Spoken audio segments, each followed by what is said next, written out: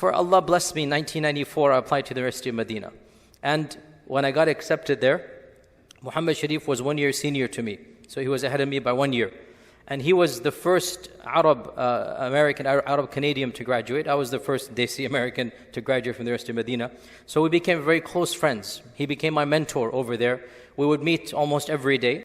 And I remember vividly, one day, probably 1997 or something, I don't remember the exact year, we were walking back to our respective colleges.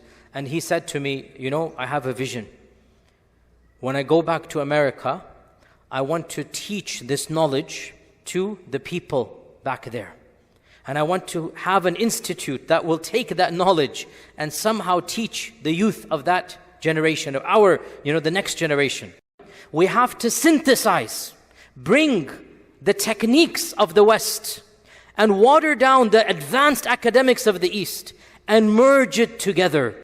If we want to preserve academic Islam, we want to preserve the deen, then we need to find something that will bring our youth and teach them in a manner that perhaps the elders won't like, but we're not interested in the elders. And so he founded al-Maghrib Institute. And he said, and this was revolutionary at the time, he had so much pushback, so much criticism. He said, we're going to hold classes not in the masjid, in the college campuses, where the youth go, where the students are. We're going to hire out academic halls. We're going to make PowerPoint slides, hand out professional presentations like they would in corporate, like they would in any. And he started charging for that. This was the biggest, heresy at the time. Astaghfirullah, you're going to charge for ilm. He goes, no, it's not for ilm. It's for the people to appreciate that they have to come on time and they're getting something that is worth more than they're paying for.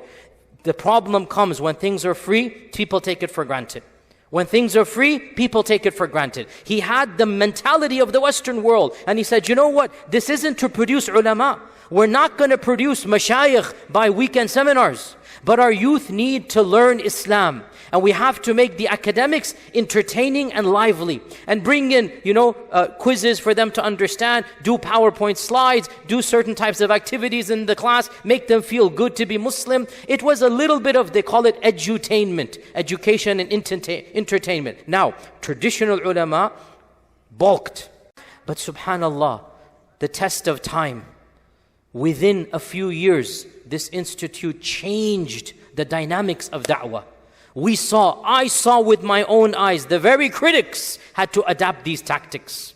The very people who criticized began offering lessons in college campuses, charging, doing the same thing because numbers spoke success.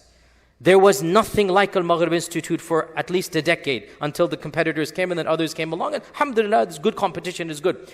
In that interim period, we had not hundreds, not thousands, not even tens of thousands, hundreds of thousands of Muslims across the Western world studying intense lessons in Aqeedah, in fiqh, in adab and suluk, in Islamic history, in tafsir. I myself, by the blessings of Allah, personally, I myself have taught over 100,000 people. That's 100,000 people in these, not 1 hour halaqas, no, 2 weekend seminars or full weekend seminars, intensive classes. You go into a lot of detail. 15 years I taught across the globe, in Australia, in Europe, across the country, in America, chapters opening up. And for the first time, our youth, those in college, because we targeted college kids, even though anybody can come, but it was college youth. We want them to come. I want our youngsters to love this deen, to feel proud of this deen,